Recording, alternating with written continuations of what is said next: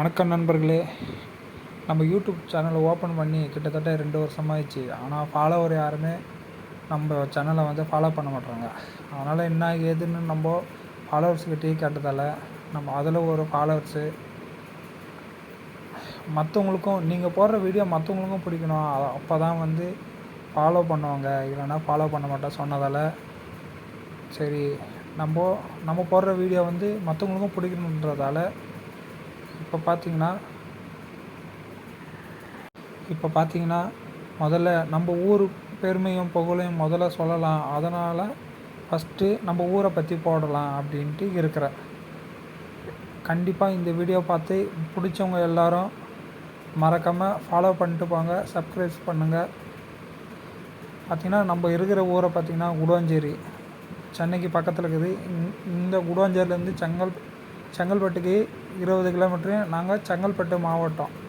நம்ம பார்த்திங்கன்னா குடுவாஞ்சேரியிலேருந்து சென்னைக்கு போகிறதுக்கு 37 கிலோமீட்ரு ஜிஎஸ்டி ரோடு மூலமாக பயணம் பண்ணலாம். பார்த்திங்கன்னா நந்திவரம், குடுவாஞ்சேரி நகராட்சி, தாம்பரத்துலேருந்து செங்கல்பட்டுக்கு போகிற வழியில் ஜிஎஸ்டி ரோடு மேலேயே இருக்குது. நகராட்சி அலுவலகம் இது புதுசாக கட்டி திறந்தாங்க. இது திறந்து கிட்டத்தட்ட ஒரு 3-4 வருஷம்தான் இருக்கும். பார்த்திங்கன்னா நகராட்சி அலுவலகத்தால் வரி, அப்புறம் ஆதார் சேவை, வேறு குடிநீர் வடிகால், இது பல்வேறு சலுகைகள் இங்கே நம்ம போய் பயன்பெறலாம். ரெண்டாவதாக நம்ம ஊருக்கு என்ன பெருமை பார்த்திங்கன்னா பஸ் ஸ்டாண்டு. தாம்பரத்துக்கும் செங்கல்பட்டுக்கும் நடுவில் பஸ் ஸ்டாண்டுன்றது கிடையாது. ஜிஎஸ்டி ரோடு மேலே தான் பஸ்ஸு நின்றுட்டு போவோம். தனியாக பஸ் ஸ்டாண்டுன்னு பார்த்திங்கன்னா நம்ம குடுவாஞ்சேரியில் மட்டும்தான் இருக்குது. இது தாம்பரத்துக்கும் குடுவாஞ்சேரிக்கும் போகிற வழியில் நகராட்சி அலுவலகத்துக்கு கொஞ்சம் ஒரு 200 மீட்ரு தள்ளி இந்த பேருந்து நிலையம் இருக்குது. அடுத்தது பார்த்திங்கன்னா குடுவாஞ்சேரி. இது தாம்பரத்துலேருந்து செங்கல்பட்டுக்கு எல்லா ஸ்டாப்பும் எல்லா இடத்துலையும் ரயில்வே ஸ்டேஷனே இருக்குது. இது பொதுவானது தான். இதில் என்ன ஸ்பெஷல் பார்த்துட்டிங்கன்னா இங்கே இந்த ஸ்டேஷனில் தாம்பரத்துக்கும் செங்கல்பட்டுக்கும் இடப்பட்ட தூரத்தில் நிற்காத ட்ரெயின், ஒரு சில ட்ரெயின் இங்கே நின்றுட்டு போவோம். சென்னைக்கு போகிறதா இருந்தால் இங்கேருந்து லோக்கல் பேசஞ்சர் ட்ரெயின் மூலிமா நம்ம பயணம் பண்ணிக்கலாம். அதர்வைஸ் நம்ம கன்னியாகுமரி, திருச்சி லாங்கில் போகிறதா இருந்தால் நம்ம செங்கல்பட்டுலேருந்து தாம்பரம் வரைக்கும் ட்ரெயினில் போயிட்டு தான் ட்ரெயின் மாறணும். அப்புறம் குடுவாஞ்சேரியில் பார்த்திங்கன்னா போலீஸ் ஸ்டேஷனு தாம்பரத்துக்கும் செங்கல்பட்டுக்கு இடப்பட்ட தூரத்தில் போலீஸ் ஸ்டேஷனு இருக்குது. ஆனால் இங்கே தான் பார்த்திங்கன்னா டிஎஸ்பி ஆஃபீஸ் இருக்குது தாம்பரத்துக்கும் செங்கல்பட்டுக்கும் நடுவில். அதே மாதிரி பார்த்திங்கன்னா போலீஸ் ஸ்டேஷனுக்கு தவிர்த்து மகளிர் போலீஸ் ஸ்டேஷனும் நம்ம குடுவாஞ்சேரியில் தான் இருக்குது. இது இப்போ ரீசனாக தான் இந்த ஸ்டேஷன் ஓப்பன் பண்ணாங்க, மகளிர் காவல் நிலையம். புது போலீஸ் ஸ்டேஷன் உள்ளேயே மகளிர் ஸ்டேஷன் இருக்குது. அப்புறம் பார்த்திங்கன்னா ரிஜிஸ்டர் ஆஃபீஸு. நம்ம தாம்பரத்துலேருந்து செங்கல்பட்டு வரைக்கும் பார்த்திங்கன்னா ரிஜிஸ்டர் ஆஃபீஸே இருக்காது, குடுவாஞ்சேரியில் மட்டும்தான் இருக்குது. இப்போ புதுசாக திறந்துருக்கிற ஆஃபீஸை பார்த்திங்கன்னா நெல்லிக்குப்பம் ரோட்டில் கேர்ள்ஸ் ஹையர் செகண்டரி ஸ்கூல் பக்கத்தில் இருக்குது. நம்ம அனைத்து விதமான பதிவுகளையும் நம்ம இந்த இடத்துல பதிவு பண்ணிக்கலாம். சுற்றி இருக்கிற எல்லா கிராமத்தில் இருக்கிறவங்க இங்கே தான் பண்ணணும். சார் பதிவாளர் அலுவலகத்தில் நம்ம பட்டா, அப்புறம் திருமணம், சங்கம் போர்டு, கடை போர்டு, வேறு எந்த ஒரு பதிவு பெற்ற ரசிகர் மன்றம் பதிவு, அது எதுவாக இருந்தாலும் ரிஜிஸ்டர் அங்கே தான் பண்ணணும். அப்புறம் பார்த்திங்கன்னா இபி ஆஃபீஸ். செங்கல்பட்டுலேருந்து தாம்பரம் போகிற வழியில் இபி ஆஃபீஸ் இங்கே இருக்குது. இது எல்லாருக்கும் தெரியும். இப்போ இந்த குடுவாஞ்சேரியில் பார்த்திங்கன்னா போஸ்ட் ஆஃபீஸ் மட்டும்தான் பர்மனெண்ட்டான ஒரு இடமே இல்லை. இது வாடகைன்றதெல்லாம் அங்கே இங்கேயே மாற்றிக்கினே இருக்கிறாங்க. இப்போ போஸ்ட் ஆஃபீஸ் பார்த்திங்கன்னா கேகே நகரில் இருக்குது.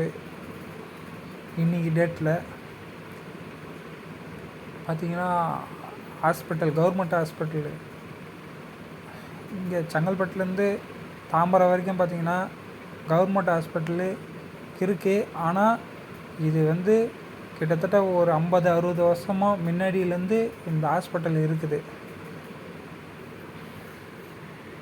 இதில் வந்து 24/7 24 மணி நேரமும் 7 நாளும் இயங்குகிற ஹாஸ்பிட்டல் இது, கவர்மெண்ட் ஹாஸ்பிட்டலு. அனைத்து சிகிச்சைக்கும் இங்கே வந்து நம்ம பயன்பெறலாம்.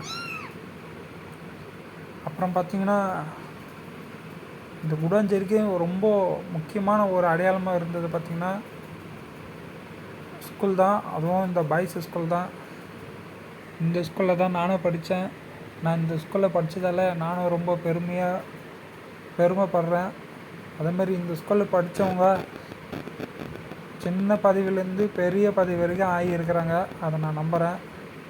இந்த குடாஞ்சேரிக்கு ரொம்ப முக்கியமான விஷயம் என்னன்னு பார்த்திங்கன்னா, இதுபடி செங்கல்பட்டுலேருந்து தாம்பரம் வரைக்கும், தாம்பரத்துலேருந்து செங்கல்பட்டு வரைக்கும் 2 சைடும் பார்த்திங்கன்னா எங்கேயுமே தேட்டர் இருக்காது. குடாஞ்சேரியில் மட்டும்தான் தேட்டர் இருக்குது. இதுக்கு முன்னாடி பெருங்குளத்தூரில் இருந்தது, ஆனால் இப்போதைக்கு இல்லை. கிட்டத்தட்ட இந்த தேட்ரு இதுவும் ஒரு 50 வருஷத்துக்கு மேலே தான் இருக்குது. குடாஞ்சேரிக்கு பெரிய ஊர் வர காரணம் என்னன்னு பார்த்திங்கன்னா, இந்த சினிமா கொட்டாயம் ஒன்று. சினிமா கொட்டாயிலிருந்து சினிமா தேட்ரு, அந்த அளவுக்கு இந்த ஊர் வந்து வளர்ந்துருக்குது. அப்புறம் பார்த்திங்கன்னா குடாஞ்சேரியில் இப்படி ஒரு காடு இருக்குதுன்னு யாருக்குமே தெரியாது. இது பார்த்திங்கன்னா மலை மட்டும் தெரியும். மலைக்கு பக்கத்தில் பார்த்திங்கன்னா முந்திரி காடு ஒன்று இருக்கும். உள்ளே லெஃப்ட் ஹேண்ட் சைடு உள்ளே போனீங்கன்னா, சீசன் அப்போ உள்ளே போனீங்கன்னா நம்ம முந்திரி பழம்லாம் பறிச்சுன்னு வரலாம். இப்போத்துக்கு பார்த்திங்கன்னா பாதி தூரம் தான் போக முடியுது. அதுக்கப்புறம் போக முடியல, ஃபுல்லாக முள்ளாக இருக்குது. அப்புறம் இப்போ புதுசாக பார்த்திங்கன்னா குடாஞ்சேரியில் பார்த்திங்கன்னா ஒரு சப்வேவும் ஒரு மேம்பாலமாக கட்டியிருக்கிறாங்க. சப்வேன்றது பார்த்திங்கன்னா இங்கே மட்டும் தான் இருக்குது. செங்கல்பட்டுக்கும் தாம்பரத்துக்கும் நடுவில் மேம்பாலம் இருக்குது, ஆனால் சப்வே இருக்காது. சப்வே இனிமேல் கட்டின்னு இருக்கிறாங்க. பெருங்குளத்தூரில் கட்டி முடிச்சிடுவாங்கன்னு நினைக்கிறேன் கூடிய சீக்கிரத்தில். வீடியோ பார்த்த அனைவரும் வீடியோவில் ஏதாவது குறை ஏதாவது இருந்ததுன்னா சொல்லவும்.